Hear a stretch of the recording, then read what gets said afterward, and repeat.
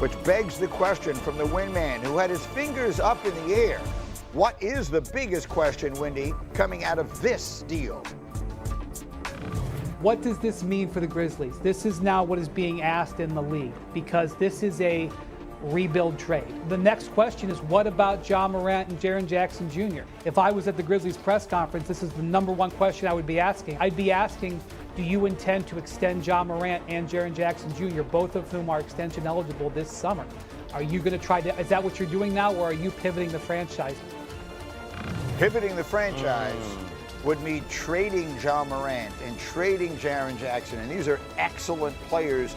So I know what you're saying. You're saying, Greeny, Desmond Bane traded to Orlando. Okay, I'm interested.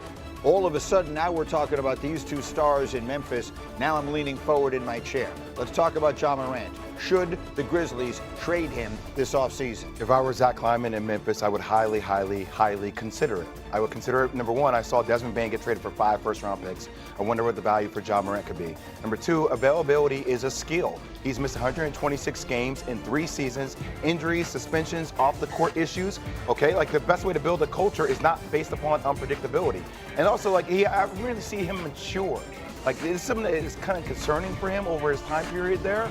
Making off-the-court decisions, gun issues, regardless of whether you think he's right or wrong with the gestures, these are problems, and I think his value is still high.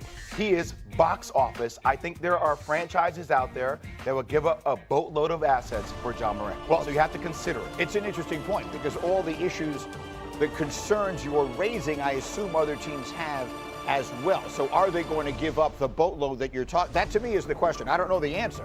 I'm not pushing back. I agree with literally every word you selling. just Yeah, said. see, to me, I think you're almost selling low right now. Like that's something that you might want to get him into the season and have him playing at a high level, and then reconsider around the trade deadline, where you'll all of a sudden you'll see teams maybe want to make that bigger jump because of everything you just said. There's too much of the more recent baggage and injury issues than there is that guy. Remember a couple of years ago when they were top seed in the West, and he was one of the best players in the league. And we were talking about him being a face of the league. If there's a player on the Grizzlies roster that I'm now watching, that I'm saying, wait a second, if you're going to make a reset with this roster, and this is a guy that's due a contract that you're going to have to talk to, it's Jaren Jackson Jr. Because that's a piece that a team like the Golden State Warriors, that a team like the Los Angeles Lakers could look at and say, we get that guy, we can win a championship. And they'd be right. So there's very few players in the league where you would say, whatever it costs, I want that guy. He's one right now, a defensive player of the year type candidate. A guy's averaging over 20 a game, shoots threes at a high level, blocks shots at a high level. That's a guy that could take teams like those two that are trying to get one more ring for these old veteran players, and you can win a chip now. I would not trade him. I would keep JJ.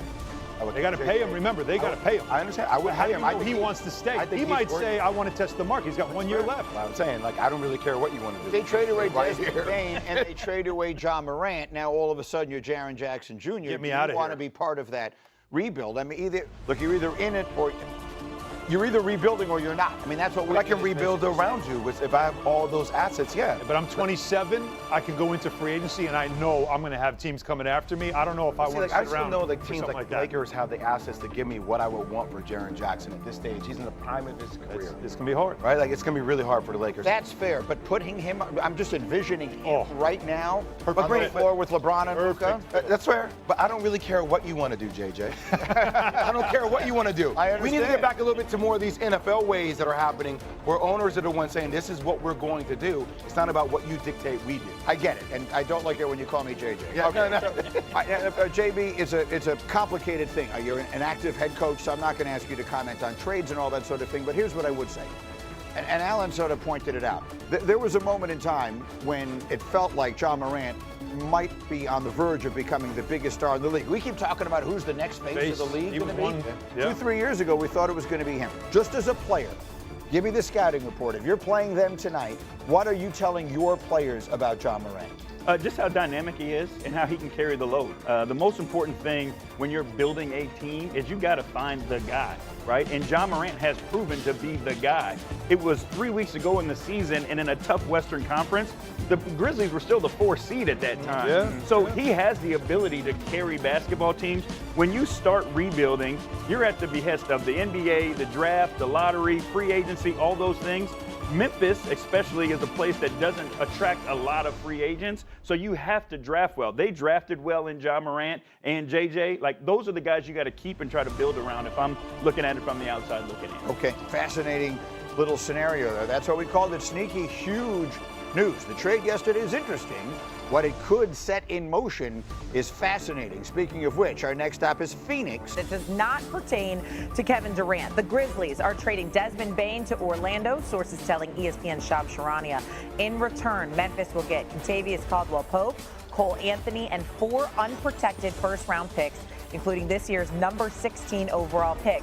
Bane is under contract for 4 more years after signing that max extension just 2 years ago. But Bane will now join a young core of talent in Orlando, featuring Jalen Suggs, Paolo Banchero, and Franz Wagner. That trio combined to play only 6 games together last year. The Magic gearing up in hopes of winning a playoff series for the first time since 2010. Let's bring in our senior NBA writer, Brian Windhorst. He's here. Wendy, this seems like an awfully lot, and certainly no disrespect to Desmond Bane, to trade for to get him. What more can you tell us? Yeah, let's break this trade into 2 parts and focus on the Orlando side and the Grizzlies side. And I promise you the Grizzlies side is more interesting. But first, we're going to talk about Orlando. The Magic have needed more offense for a year, and it was actually a little bit mystifying that they didn't make a trade at mid-season when they had a bunch of expiring money on their books, when they wouldn't have had to give up a player beyond this year, and didn't do so. And they really collapsed offensively down the stretch and were not a threat in the playoffs because of it. So they trade for a guy in Desmond Bane, who over the last 3-4 years has averaged about 20 points and shot over 40%. He's under controlled long-term contract, plays both ends of the court, a quality player. And they also trade Kentavious Caldwell-Pope away. You have to look at this trade not only as acquiring Desmond Bane, but they're offloading the contract of Kentavious Caldwell-Pope. He was a big free agent signing a year ago, but he did not have a good year, okay, guys? And he's owed $43 million over the next 2 years. So part of what they're paying with those picks is for Bane, but also to offload what is viewed as a bad contract. It is a rich thing to trade. The 16th pick in this draft isn't viewed as super expensive, but unprotected in 26, 28, and 30. We have no idea what those teams are going to be. That's a big price, but they're paying for get rid of Caldwell-Pope and to acquire Bane. That's what you have to understand. Now, let's turn the page to the Grizzlies. What does this mean for the Grizzlies? This is now what is being asked in the league, because this is a rebuild trade, okay? While Kentavious Caldwell-Pope has proven to be a key piece of a championship contender twice in his career, last season did not look like that, and he has gotten older and has a big contract. So this is a trade where the Grizzlies are